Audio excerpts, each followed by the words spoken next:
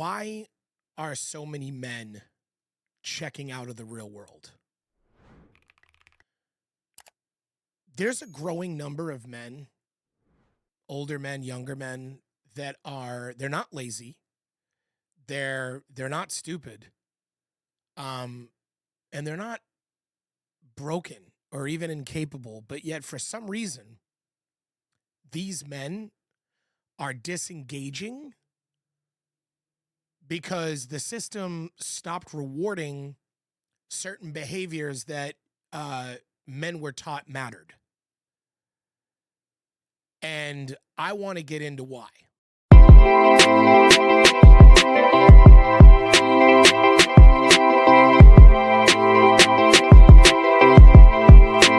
first point that I want to talk about is how the leverage shifted from men to women. Now, no blame. I am not. Yeah, this isn't a women hating channel. If you came here for that, you came to the wrong place.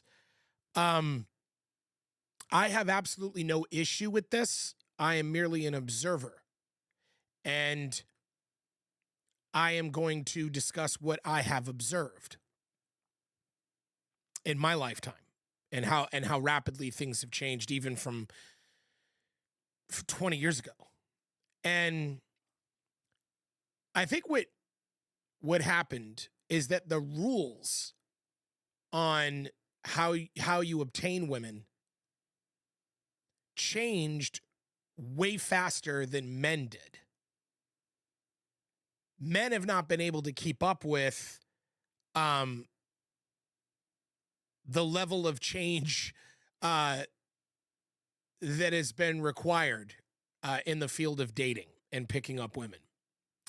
And there's a few reasons for this. I mean, women, obviously, there is the cultural narrative around women gaining their own independence, right? That's been something that's been pushed for a long time. For hundreds of years, if not thousands of years, men had all the leverage. It was kind of like one of those situations where men would be able to look at women and they would say, "Oh, you little fragile little female thing. You can't survive on your own. You need me. You can't go out and kill bears and kill deer and drag their guts back to the camp.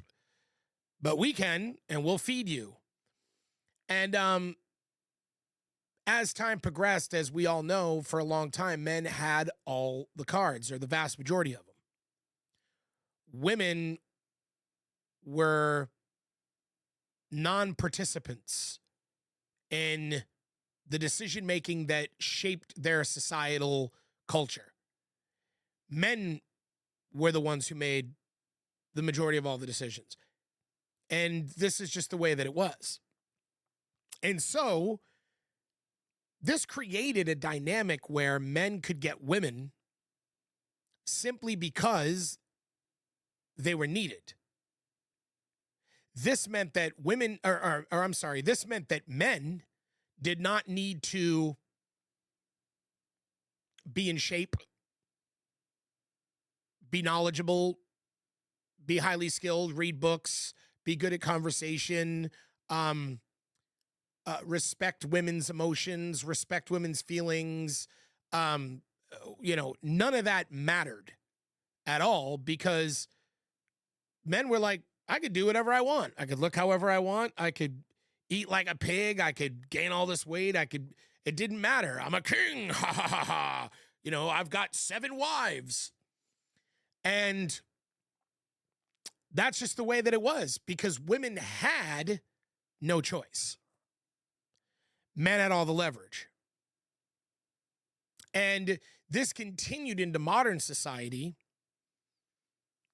as capitalism grew and corporations were built and men became CEOs and executives and owners of most of the stuff and the top decision makers of our government and all this other kind of stuff. And so it created an environment where men still had all the leverage in many, many ways. But in the last 20 years, massive change. Massive change. And this was due to social media providing women with massive visibility. It used to be that if a girl was smoking hot, she didn't really know how hot she was. She was in her community, in her small town, and it was only a few people in that town who really, um, maybe hit on her or whatever. She did not know, wow, I'm so hot. Wow, I have more options. She was limited to her options in her community, in her city, in her, at her college or whatever. The internet changed all that. Social media absolutely changed all that. Because this created an environment where women were able to basically go on social media and post pictures of themselves in bikinis, show off their bodies, etc., and see thousands and thousands of men all over the world hitting the like button, commenting, wow, gorgeous, woo, the face with the heart eyes, the face with the star eyes, the drool face, all these different things. And it made them acutely aware, like, oh my God, I'm hot. I can get so many different men. And then on top of that, the comparison bug of scrolling through numerous clips, just scrolling and scrolling and seeing other women's lives and the men that they were dating and comparing their boyfriends and current men to these men over and over and over again resulted in them going, you know what? I don't have to settle. I can be picky. Look how many followers I have. Look how many men like my pictures. I can snub my nose at any man unless they come massively correct. And so the abundance of options gave them the ability to just say, you know what? If you don't have abs and you don't have money and you don't have a high level of intelligence and you don't take very good care of yourself and you're not, an elite, high performing male, then I don't want you. And I don't need you. That has never been true all throughout history. Men have always been in a position of leverage where it didn't matter. Women needed them no matter what. And the change happened so fast that men who were taught when I was young, you just need to make money. When I was young, that's what I was told. You want women, get rich. That's all that matters. Doesn't matter what you look like. Doesn't matter. None of that stuff matters. Have money and women will date you. And a lot of men were taught this. And a lot of men got fat chasing money, spending countless hours at their desks, countless hours at work, or got, hurt their backs doing construction, labor jobs, grinding away, just brutal pain that their bodies suffered from hardcore manual labor because they were trying to get money. And then, boom, the rules changed. Women don't need you for their money anymore. I just saw a story recently where a girl sold her virginity at 18 for $2.5 million to a billionaire. $2.5 million. Men busted their asses for money and worked really hard thinking this is how I can get a woman. And now the women are like, I don't need your money. I could sell my virginity for $2.5 million. There are women that are going on OnlyFans that are literally just like, as soon as they turn 18, they're millionaires. They go on TikTok and they let a bunch of guys know that have been hitting on them. Hey, I'm about to turn 18. I'm going to create an OnlyFans. And if you want to see what I'm all about and you want to see what I look like naked, follow me. And then within the first month of them having an OnlyFans, the second they turn 18, they've already made a few $1 million. They don't need men anymore. There are women that could go on Instagram and literally post half-naked pictures of themselves, like in bikinis and so on and so forth, and make $100,000 a year just off of being an influencer because all these men follow them because of how hot they are. So the leverage shifted. Now, how did this affect men? The validation that men sought after from women mostly, which is what I mean, that was the all-seen driver of everything men do, is that they wanted a woman, unless they're gay. Then they wanted a male lover, and that's fine. But I'm just saying that if they were a straight male, they wanted to somehow impress a woman. And that validation that they were no longer getting from women, it didn't just disappear. It relocated. It moved. And where did it move to? Well, I'll get into that in a minute, but men inherently need to feel a sense of progress. We need to know that the things that we're doing are creating a level of progress in our life. We need to know that we're respected, which is huge. Men, that's every time I talk to men and I ask them, what is it you want from a woman more than anything? It's respect. Men need a competence feedback. They need a woman to make them feel like they're trusted to lead, that they're competent enough to run a household. These are things that men just inherently need. And of course, they also have a biological need to have sex. And when their biological need, as women do, of course, women do too, but women now have all the leverage and can fulfill that biological need anytime they want. So this changes things. Men can't. In fact, it's getting harder and harder and harder for men to be able to fulfill that need. Much harder. And the shame that used to come along with women fulfilling that biological need whenever they felt like it has been dramatically decreased. And good, rightfully so. I'm a big supporter of that. I don't think anyone should be shamed for their life choices. But it has changed. And so when men aren't getting laid, and then they're not getting that feeling of progress, and they're not getting that feeling of respect, which I don't think over the years in many cases, I don't think men got respect, right? I think if you go back in time, to the medieval ages, men who wielded a sword and were warriors who fought, wars and were in battle countless times and survived and were like these stoic, jacked guys that were considered heroes, and the people chose them to lead and become kings. I'm sure women respected those men. But the big fat guy with the beard who's eating big legs of chicken and being like, I'm a drunkard and and I've got all these wives. You think their wives respected them? No, they had no choice but to be with them.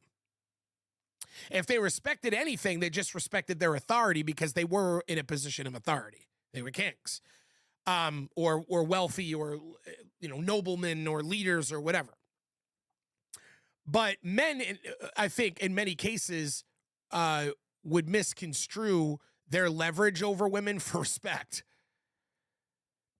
And I think that still happens today in certain situations. But anyway, what ended up happening ultimately is that men turned to a few things. One of them is video games. Because video games, they don't reject you. They reward your effort. And that's why they're so seductive. Because men can vicariously, through the video game, feel a sense of progress, get a level of respect, either from other players in a multiplayer video game, or have a character they can live vicariously through who's respected in this imaginary world. And they get a sense of progress, obviously, and competence feedback because they're accomplishing tasks.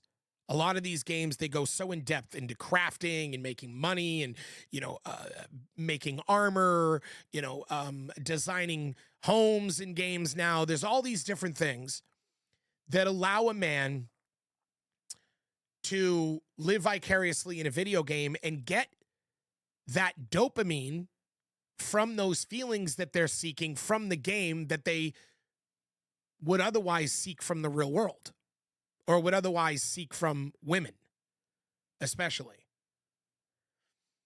And so men are checking out.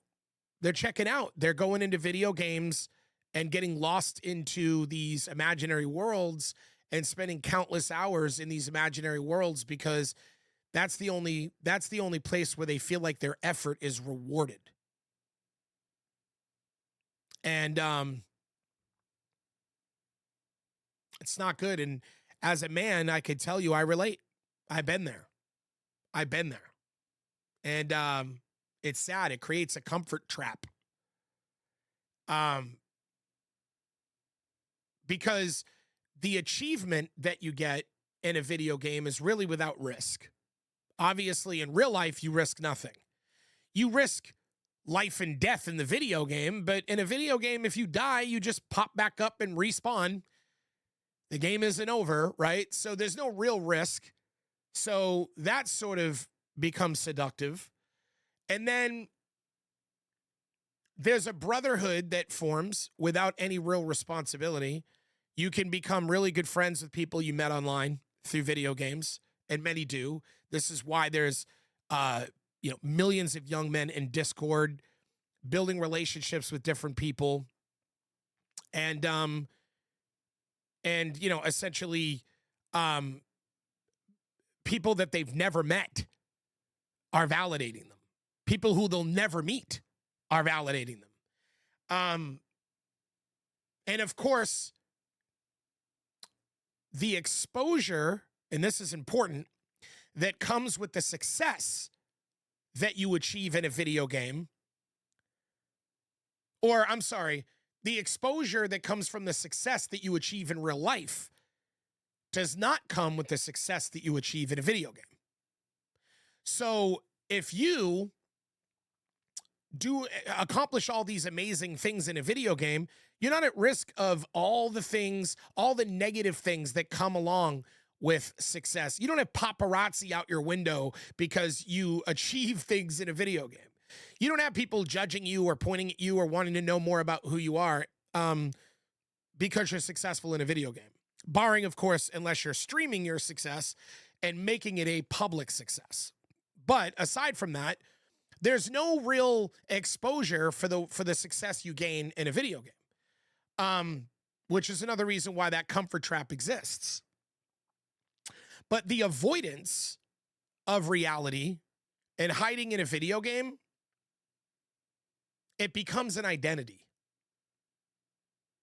It becomes an identity. And there are millions of people, young men, and older men all over the country and around the world that are in this bubble. Their entire identity is shaped by these, vicarious rewards and this avoidance of living in the real world. And the comfort that you get from a video game, or the biggest lie that it teaches you over and over again, is that that it doesn't really require that much effort to achieve things, or it feels like effort is optional.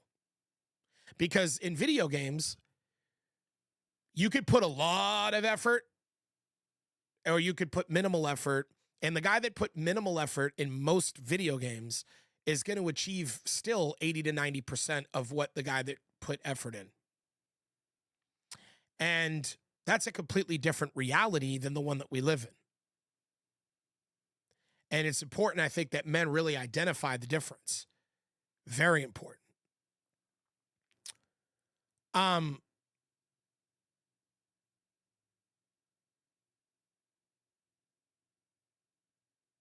think that this results a lot of times in men having a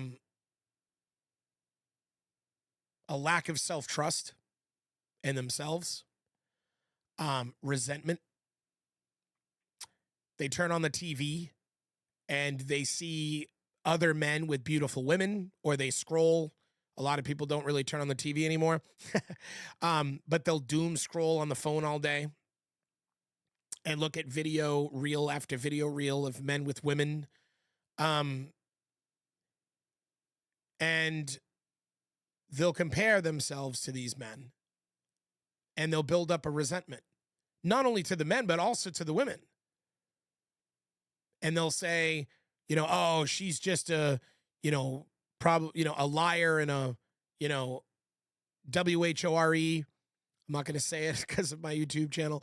But they'll say these things, and it's not because they actually feel that way. It's because they're hurting. It's because they're hurting because they are so damn resentful, because they wish that the effort they gave reality rewarded them even half as much as the effort they give video games. And again, I'm not trying to make anyone feel bad. I'm not trying to shame any guy that's living in this environment. I get it. I understand it. I'm just describing the consequences of it. But your social courage is eroding when you are validated by video games and you spend a lot of time in them. You end up having a harder time walking up to people and talking to people you don't know, meeting a girl in public, or even meeting a guy in public, meeting friends, meeting new people. You are eroding your social courage because you live in this fantasy world, and your real life skills atrophy to a certain degree. I mean, there is definitely some studies that prove that men who play video games can be very skilled at certain things, because there is some correlation between stuff that you do in a video game and stuff that you might have to do at work. If you work in an office, if you work in a labor job, not so much. But there can be some correlation there. But if you had some sort of physical labor skills, those will atrophy from sitting around playing video games all the time. I'm not here to tell you just man up. Get out there and just man up and be a man. Like, that's not helpful. I think that it starts with understanding that the world isn't fair, and that maybe one of the biggest problems is if you were raised, especially by a single mother, because it's often, but regardless of who raised you, if you were raised to believe that somehow the world is fair, I think the problem starts there, because the world isn't fair and it never was. But opting out of the world doesn't punish the system that you hate. It only punishes you. It shrinks your future. It shrinks your self-esteem. And I think it's incredibly important that we recognize that. Video games aren't the only way that men do this, or that men check out. This isn't just to attack gamers or people who spend all their time on. I mean, there's pornography. There's men who are obsessed and addicted to pornography. And fantasy intimacy. Fantasy intimacy is a big reason why these women have all the leverage, because there is fantasy intimacy when you're always looking at women half naked on their Instagram, or you're following their videos and commenting, or even DMing back and forth. Women are getting boatloads of money just from selling you fantasy intimacy through OnlyFans. You're one of a million men paying them and talking to them, but yet they're really good at making you feel like there is a connection between you and them. And that fantasy intimacy is another way you're checking out of reality. It's another way that you're doing that. It's another way that you're providing women with all the leverage. And we're going to get into the leverage thing in a minute, because I've got some solutions for that also. But I want to finish these points first. But real intimacy is riskier. It's more effort. And that's what you're running from, is effort.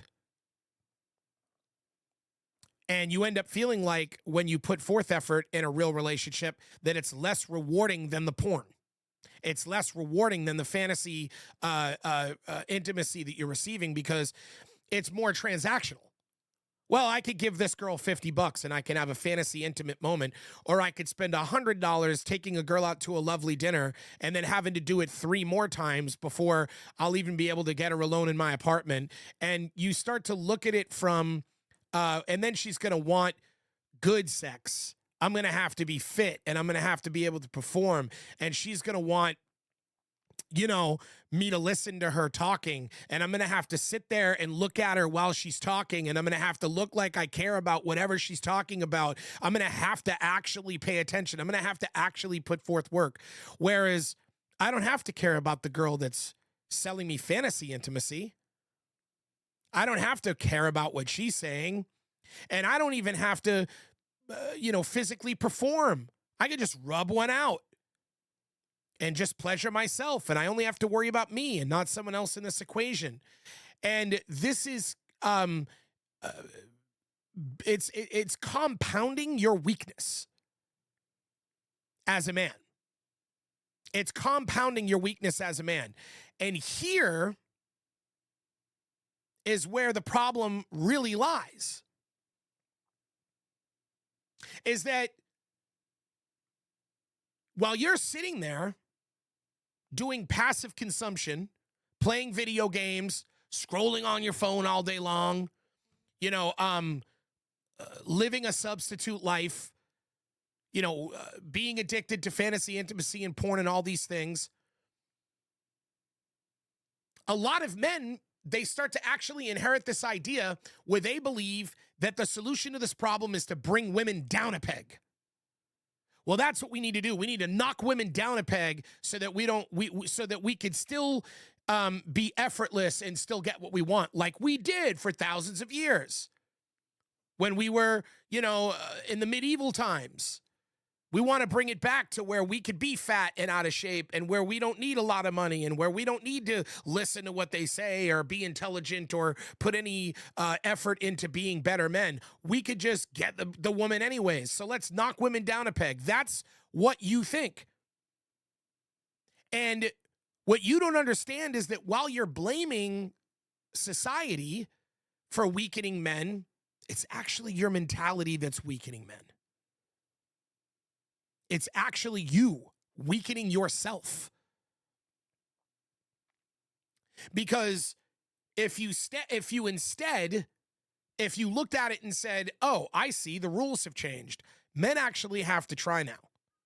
Men have to have effort. You need to work out. You need to go to the gym. You need to be in shape. You need to take care of yourself. You need to make money. You need to be a high-performing male. You need to start being educated on subjects, being better at conversing, having more courage, going out and having more social confidence.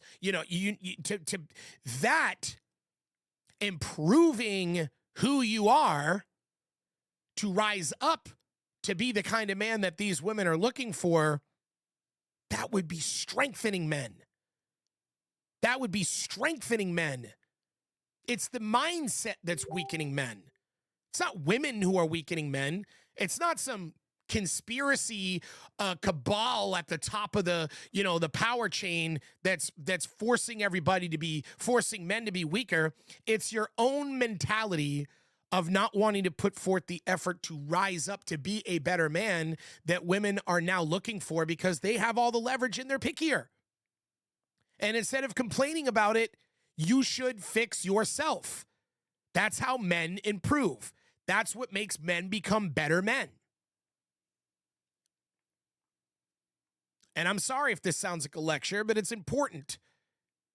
It's important because as a person who lives in the business world, as an executive who owns a company, I could tell you from hiring men over and over and over again that most of the men who work for me are in this trap.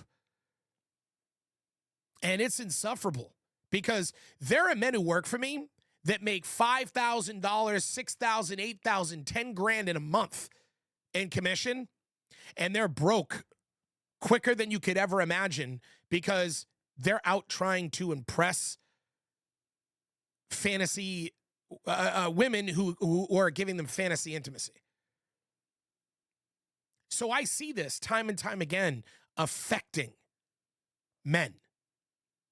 And that is what's causing it, not a cabal. There's no all-seeing cabal that wants to weaken men. Things have changed. Women have leverage now.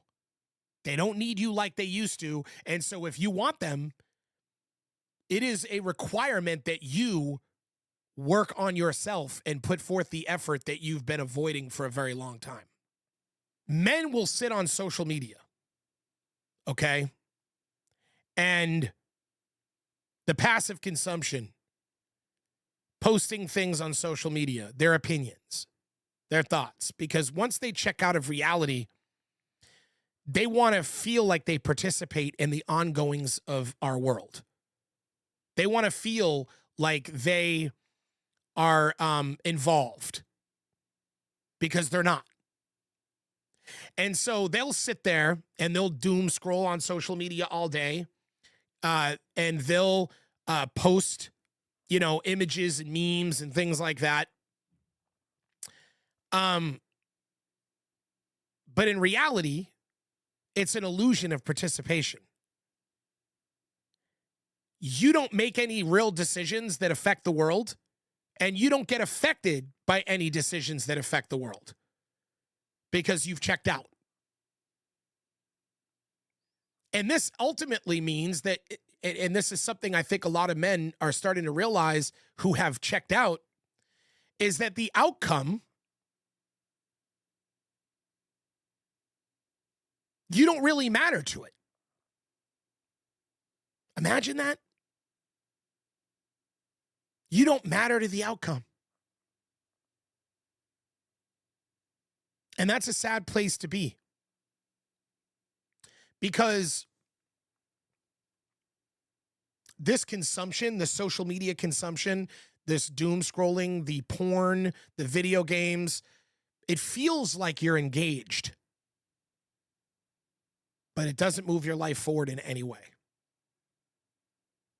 Financial and career avoidance, which I see over and over and over again. I see so many men that disengage, not because they don't want success, but because the ladder feels overcrowded, they don't like competition, or they're threatened by it. The rules seem unclear to them, and they don't feel rewarded for their effort, even though you would be. So you drift between jobs, you avoid long-term planning, and you settle into this survival mode. And